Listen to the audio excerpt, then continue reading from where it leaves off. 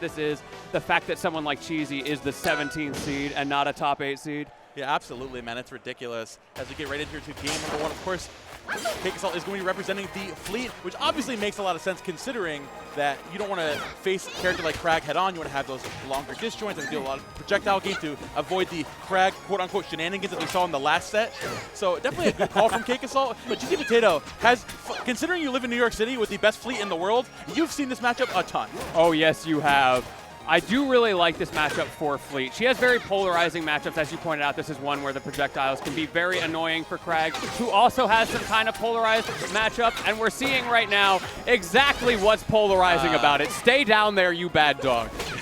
The bug is not getting back to the ledge if Cake has anything to say about it, but CheesyPotato barely threading the digital, making it back there, looking to find a grab from the ledge. Can't get through that side special just yet. Avoiding that nair with an early nair from CheesyPotato. Really good read to avoid that, but at 122, very nefarious position to be in. Finally finding some good advantage state here. I love the down to avoid that rock toss down, as CakeAssault still finds his way back in there and finds the down air from extremely deep, but Kragg is not going out like that. Why didn't you hold ledge a little longer? There was no hitbox there. I think Cake might have thought that Cheesy was going to barely slide onto the stage, so got up sooner than necessary, or scared of the back air. You know, there's some mix-ups there. Either way, though, managed to close out the stock, looking pretty poised, and still got 2 empowered arrows. I love the way that CheesyPotato is approaching this early on, recognizing that you're not going to face Fleet head on, so you're trying to go underneath, right? Either avoiding the sides going from going low, going for those early nairs, or just going for those early forward airs to catch her lacking from the down there. But unfortunately, when you've got an archer sitting up at ledge and in her poised position, you're no getting through that as Kragg. That is so disgusting from Cake, knowing exactly how long to charge those arrows, how to position that. I used to play Fleet. That is hard to do. What was the timing here? I don't believe you, actually. What do you mean you don't believe? I don't believe that's hard, actually. Sorry. It's so hard. Anyways. Well, I dropped the character. It's too hard. Okay. Oh, wait. Oh, my goodness. Yeah. You're and that's dead. another pitfall of the matchup. He goes so low down there. That's what Kragg strives off of, right? Getting those deep blast zone shenanigans, getting those crazy recovery routes. One of the only characters in the game that can challenge that and has a hitbox for every single recovery route is going to be Fleet. So CheesyPotato playing the matchup to a T so far. Such a great game, number 1. Such a masterclass from CakeAssault in how to deal with this character. Because Kragg has an insane recovery. We can be honest about it. This is one of the few matchups where it is a lot more exploitable, and Cake showed us exactly how you exploit that up 2-0. The question is going to be, will this counter pick make a difference? Because Fleet's recovery, not great here. I was going to say, Fleet's recovery is not great here, but also, is actually, you mentioned Kragg's great recovery. I think Kragg's one of the only characters that would actually enjoy utilizing underneath of Air Armada as a ceiling, but there's also just challenging the pillar when you don't have that long wall to stick to. And CakeAssault, again, playing the matchup like he should and challenging Kragg where you can. Oh, we're going deep. You don't think you could either. Where are we going? That was so rude, Cake. At least let Cheesy believe she's still got a chance. Goodness gracious, CakeAssault going in an absolute tear right now. CheesyPotato going a decent combo with these down specials. The double grab coming out. Another down air, back air conversion into another up air.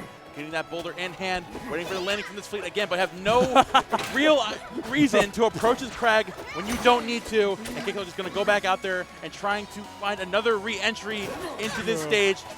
That parry attempt felt so bad. Cheesy was right.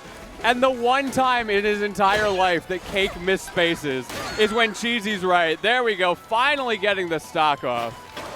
Now, we finally have a stock on the board, but even CheesyPotato struggling to find an opening here, considering, again, Cake is not holding the ground, but floating between the platform and the ground, waiting for this Kragg to jump in, because most of these combo starters are with those landing nairs, sitting up there with the platforms, with the rock in hand. So in a position like this, when you finally find an opening, CakeAssault is, again, so quick to get back on the gun, getting back on the ledge, even just wave dashing behind you. This Fleet is constantly on the move, and you have no opportunity to set up.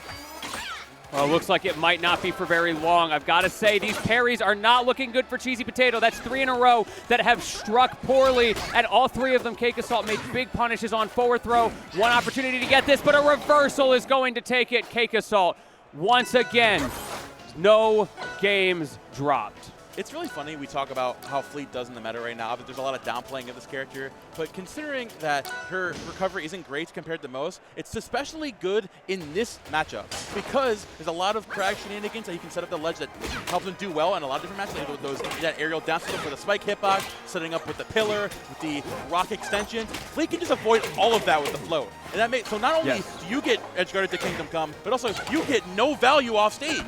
And we're seeing that right now. See, the pillar's gone. You only have pillarless left in the toolkit. Manages to go high. A great mix-up from Cheesy, who has been going low and has been being punished for it.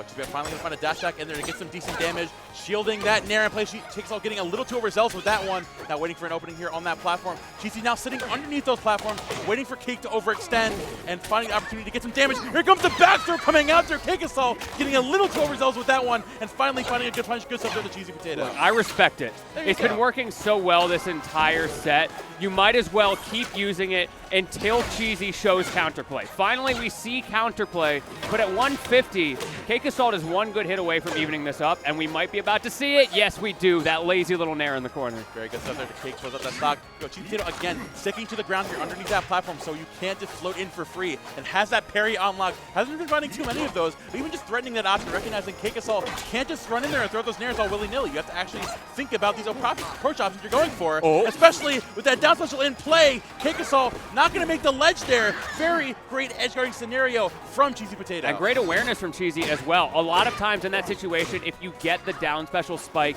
you go for the down air as well, because if they don't DI it, they do get hit by the combo. However, recognize Fleet's a little too low to come back. That was a nice clean kill. And so as a result, I can just edge guard. Finally, last stock scenario, CheesyPotato the best lead of the set so far, but CakeAssault with another parry coming out there and finding so much damage. Dude. Somehow able to make it out of there to avoid those Nairs on the flows there again. Good trade with that your own Nair, but no pillar to be seen as CakeAssault waits it out, floats out there in the deep blue sea, and finds the down air. The swift and clean 3-0 from the #1 seed. That's your sleep paralysis demon there at the end. CheesyPotato, I hope we get like a replay on that or something. I guess not. It was so funny seeing Cheesy like